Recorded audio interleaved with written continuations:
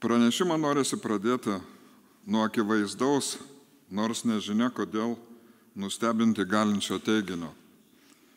Bet kuri visuomenė reikalauja didesnės ar mažesnės diktatūros.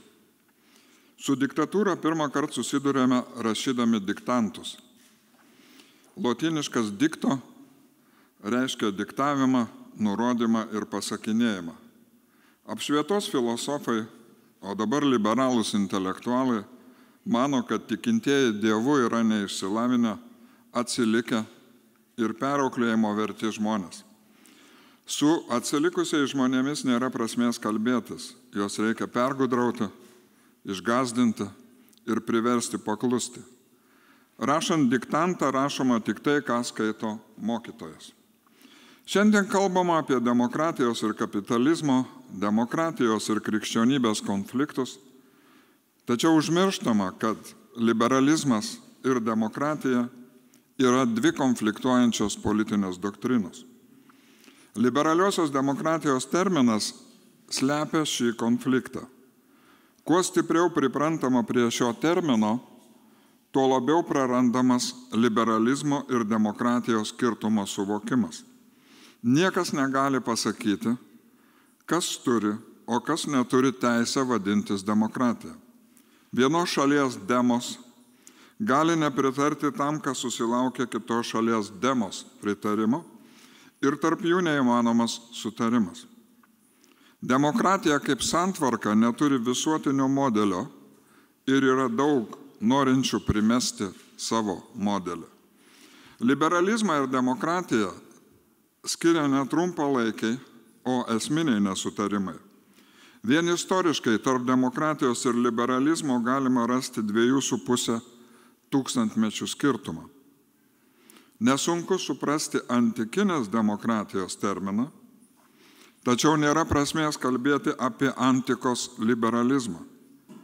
Iki Antrojo pasaulinio karo pabaigos į liberalizmą buvo žiūrima kaip į kraštutinumą. Tik po karo vakarų politinį diskursą užkariavo samprotavimai apie liberaliąją demokratiją. Liberalai pripažįsta tik liberaliąją demokratiją ir jiems netinka šiaip demokratija. Jie į šią santvarką žiūri atsargiai, nes žino, kad demokratinė dauguma teisėtai gali atmesti liberalizmą. Liberalai mano, kad nėra visuomenės ir realiai egzistuoja tik individai. Visuomenė yra nieko už savęs neturinti proto abstrakcija. Demokratai galvoja kitaip. Jų tikslas – rūpintis demos, tauta, bendruoju gėriu ir piliečių tarpusavio supratimu. Liberalai bijo, kad dėl per didelio dėmesio liaudžiai valdžios sprendimai gali prieštarauti piliečių laisvei ir lygybei. Jie siūlo individo savoką grįstą visuomenės, kuri jiems neegzistuoja, supratimą. Į visus iškylančius moralinius ir dvasinius klausimus jie turi tą patį atsakymą – laisvę. Ar leisti eutanaziją? Laisvę. Kiek yra lyčių? Laisvę. Ar padoru taip elgtis? Laisvė. Ar padoru taip nesielgti? Laisvė. Greitai suprantame, kad su jais neverta rimtai kalbėtis dvasinio gyvenimo klausimais ir tada jų klausime, ar verta su jumis kalbėtis dvasinio gyvenimo klausimais? Atsakymas tas pat – laisvė. Demokratija šiuo metu pajungta liberalizmo ideologijai. Tai nėra toks geras dalykas, kaip atrodė sovietmečių pabaigoje, kai pirkome viską, ką mums davė idėjų importuotojai. Demokratinė visuomenė turi skilti į dalis.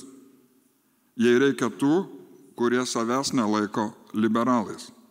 Ir taip apsaugo nuo suvienodėjimo. Prie demokratijos galima prijungti daug skirtingų ideologijų, ir liberalizmas nėra privalomas. Ši santvarka nėra ta pati liberalizmui, panašiai kaip ir kitoms ideologijoms. Liberalai siūlo gyventi pagal savo gėrio ir pasaulio sampratą. Tačiau tikrovėje viskas kitaip. Staiga ateina diktanto diena ir tada mes išgirstame, kad reikia gyventi pagal diktantą. Liberalizmo politinės filosofijos tikslas negatyvus – apriboti valdžios kišimąsi į žmogaus gyvenimą. Tai geras, tačiau retai sutinkamas dalykas. Realybė kitokia. Rinkimus laimi kokia nors liberali partija ir per teisėtai išsikovotą politinę valdžią pradeda diktuoti savo įsitikinimus.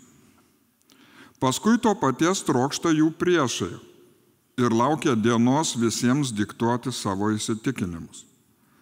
Diktavimas tampa demokratijų gyvenimo pagrindu.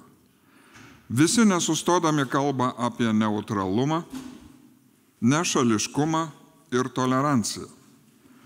Bet kiekvienas nori, jog tai būtų įgyvendinta pagal jo įsitikinimus. Atrodo, mes jau gimstame tik tam, kad vieną dieną kitus priverstume rašyti diktantą.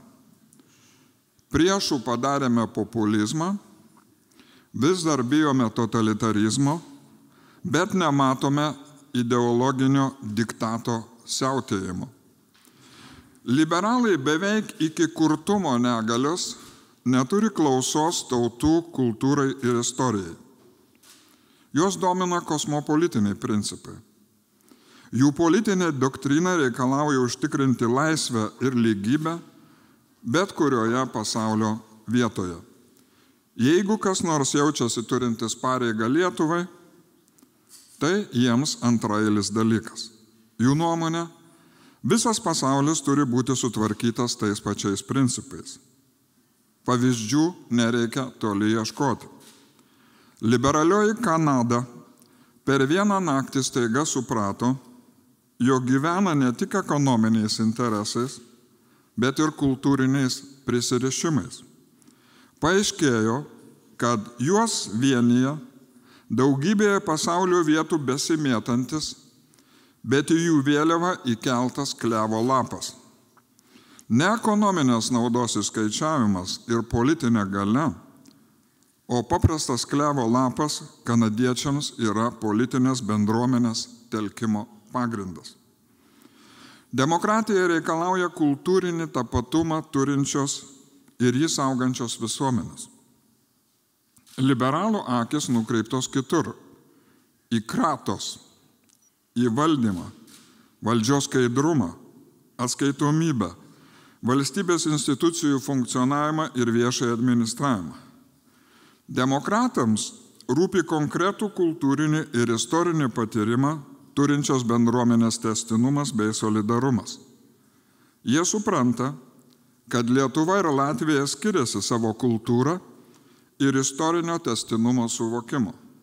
Liberalai tam niekada neturėjo klausos, kai jie prabyla apie tautą ir liaudį, tai primena klausos neturinčių muzikologų samprotavimus. Nors liberalioji demokratija nejaučia jokių sentimentų religijai, jie valdo begalinis noras tapti tikėjimu. Tai keistas liberalios demokratijos nenuoseklumas. Demokratinės visuomenės piliečiai viską nori formuoti savo valia, be kokių nors nuorodų į Dievą. Jiems viskas turi būti imanentiška ir jie gali paklusti tik savo pačių valiai.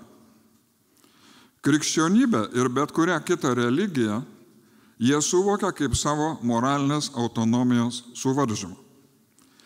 Karlo Markso žodžiais, cituoju Karlą Marksą, seniai to nedariau, demokratiniai valstybei, rašo Marksas, tikrai valstybei, rašo Marksas, nereikia religijos, kad jis save politiškai papildytų. Priešingai, ji gali abstrahuotis nuo religijos, nes joje žmogiškasis religijos pagrindas yra išreikštas pasaulietiškai. Citatos pabaiga. Šiandien Marksas būtų nustebęs. Modernioji demokratija turi religinių pretenzijų. Liberalios demokratijos terminas yra supaprastinimas, nes visuomenėje yra, buvo ir bus neliberaliai mąstančių žmonių. Žmonių pasaulis yra pluralistinis. Turėdami tą patį protą, jie mąsto skirtingomis gėrio sampratavimus. Bendrasis gėris visada yra išbandymas. Veikimas kartu su kitais savaime nereiškia bendradarbiavimo. Tai rodo lietuviška patirtis. Lietuviai ne asmeninių įsitraukimų dalyvauja bendrojo gėrio kūrime, bet mieliau pasiduoda nešami visuomenės, tarytum ji būtų upė. Nuo to neapsaugo nei liberalizmas, nei liberalioji demokratija. Priešingai, liberalų nuolatinis siūlymas individui iškilti aukščiau visuomenės sugriauna bendrumą. Jie moka ginti žmogaus teisės, dėl to nėra abejonių, tačiau bejėgiai bendrumo ir solidarumo kūrimo reikale. Moralinio ir kultūrinio liberalizmo šalininkai negali savo įsitikinimų paversti visos visuomenės gyvenimo pagrindu, nes tai prieštarautų laisvės, lygybės, moralinio pluralizmo ir valstybės neutralumo principams. Tikras liberalizmas turi būti neutralus moralinio ir kultūrinio liberalizmo atžvilgiu. Norėdami pateisinti savo vardą, liberalai negali savo moralės perkelti į politiką, nes tai paneigia nešališkumo ir sąžiningumo idėjas. Politinis liberalizmas gali būti apgintas tik atsisakius pretenzijų į liberalų moralės išskirtinumą. Liberalai ir neliberalai yra lygus demokratijos piliečiai. Liberalai turi teisę vadinti save liberalais, bet jie negali reikalauti, kad taip save vadintų visi liberalios visuomenės piliečiai. Tai kertinis politinio liberalizmo akmuo. Liberalų susižavėjimas negatyviąją laisvę demokratiją pavertė negatyviąją demokratiją. Jos esmę apibūdina Pieras Rozenvalionas. Cituoju Pierą Rozenvalioną. Čia yra tam tikras dalyvavimas viešajam gyvenime. Toks įspūdis, kad apie Lietuvą rašo. Čia yra tam tikras dalyvavimas viešajame gyvenime, tačiau daugiausiai priešiškas. Čia yra tam tikras įsipareigojimas, tačiau daugiausiai įsipareigojimas atmesti. Čia yra tam tikras nuomonės pareiškimas, tačiau tik trumpų šūkių ir kaltinimų forma. Citatos pabaiga. Rozenvaliono nuomonė šiuolaikinė demokratija sukūrė savo antrininką – kontrdemokratiją. Mes turim dvi demokratijas – demokratija ir kontrdemokratija. Pastaroji yra kaip, cituoju, pastovus nepasitikėjimas demokratija, papildantis įprastinę epizodinę rinkiminės atstovaujamosios demokratijos sistemą. Vadinasi, broliai ir seserys, gyvename su savimi kovojančios demokratijos laikais. Po džiugios rinkimų nakties ateina kovos su išrinktaisiais diena. Tie, kurie rinkimų naktį atrodė mūsų atstovais, po kelių mėnesių virsta neapykantos objektais. Kažkada liberalai žadėjo apginti kiekvieno asmens privatumą. Tai yra sąžinės ir žodžio laisvė. Dabar įsivaizduojamos laisvės vardan jie gina politinį korektiškumą, hate speech ir cancel culture. Katalikų ir protestantų religinių karų laikais įsitvirtino požiūris, kad politinė valdžia neturi kištis į žmogaus pažiūras net tada, kai jos atrodo kvailos arba naivios. Tai buvo pagrindinė liberalizmo dogma. Tačiau tik tol, kol jiems nekilo noras imtis krikščionybę imituojančios sielovados. Atsargiai į valdžią žiūrėję liberalai užsikrėtė privatumo supolitinimo liga. Dabar jau už ne vietoje tyliai sukalbėtą maldą galima patekti į kalėjimą, kaip atsitiko Anglijoje. Kol liberalai tikėjimą Dievu suprato kaip privatų reikalą, jie nedrįso imtis piliečių sielų ganimo misijos. Tikėjimas buvo suvokiamas kaip grinai privatus reikalas. Tačiau pamatę, kad krikščionybė traukėsi į visuomenės pakraštį, jie nutarė galintys sukurti savo religiją. Šiandien vis geriau matosi, kad pagrindinis sąžinės laisvės gynėjas buvo krikščionybė. Nors liberalai į ją visada žiūrėjo kritiškai, būtent ji juos labiausiai išmokė tolerancijos. Apaštalo Pauliaus žodžiais, dvasinis žmogus gali spręsti apie viską, bet niekas negali spręsti apie jį. Šiandien viskas pamažu keičiasi. Dabartinis dvasinis žmogus jau ne tik negali pats spręsti apie viską, bet visiškai priklauso nuo į politinę valdžią rinkimais patekusių politikų malonės. Tai svarbi vakarų politinio gyvenimo permaina. Vieną kartą įsiskverbus į žmogaus sielą, be jo sutikimo, sunku susilaikyti nuo pagundos tai daryti nuolatos.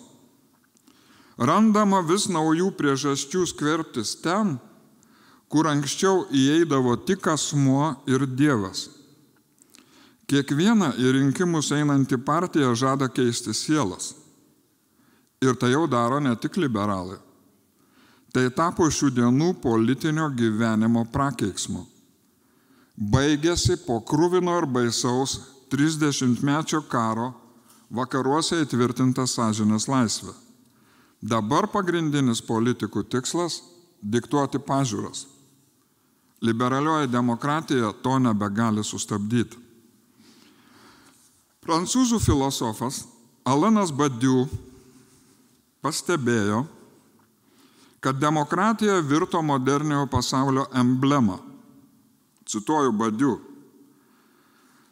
Gali ką nori sakyti apie politinę sistemą, rodyti lygių neturinti kritinį užsidegimą, pasmerkti ekonominį siaubą, tačiau tau visada bus atleista, jeigu tai darai vardan demokratijos. Jeigu šis Badiou pastebėjimas yra tiesa, o taip atrodo, kas buvo šiame pranešime pasakyta apie liberalizmą ir ypač jo ryšius su diktatūra, padaryta vardan demokratijos. Jeigu tikėti Friedrichu Hayeku, liberalai vieną kartą norėjo daugiau liberalizmo ir tai virto keliu į vergovę. Tada jie vardan didesnės laisvės žiūrėjo tą pačią kryptimį su socialistais. Atrodo, jie nepasimoko ir vėl iš naujo lipa ant to paties grėblio. Šiandien jie visomis spaudimo, viešąją nuomonę priemonėmis stengiasi sužadinti neapykantą jiems nepatinkantiems įsitikinimams. Anksčiau liberalai pripažino skirtumus, dabar jie darosi jiems nepakantus. Demos arba liaudis jiems yra kaip valymui skirtas audinys, o jų ginama demokratija gali būti vadinama sanacinė. Panašiai kaip anekdote, kai vanduo į baseiną žadamas prileisti tik išmokus nardyti nuo 10 metrų bokšto, liberalai žada į demokratijos baseiną įleisti tik praėjus jų idėjinės treniruotas. Ir baigdamas, tie, kas sugalvojo mąstymą ideologijomis prieš 200 metų, užmiršo pasakyti, kada tai baigsis. Daugybė požymių rodo, kad jų, tai yra ideologijų, reikia atsisakyti. Tačiau kol kas nežinome, kaip tai padaryti. Mūsų noras gilinti laisvę virsta naujomis nelaisvėmis. Panašiai kaip noras gilinti demokratiją virsta relativizmu, nihilizmu ir cinizmu. Politinės ideologijos jau nešalina, o dirbtinai kuria konfliktus. Pradėjome vienas kitam trukdyti džiaugtis laisvę, primesdami savo išsigalvotus laisvės diktantus. Apie kažką panašaus gieda psalmininkas. Cituoju: apkarto jau man gyventi su tokiais, kurie neužkenčia ramybės. Aš jiems kalbu apie taiką, o jie veržias į karą. Ačiū už dėmesį.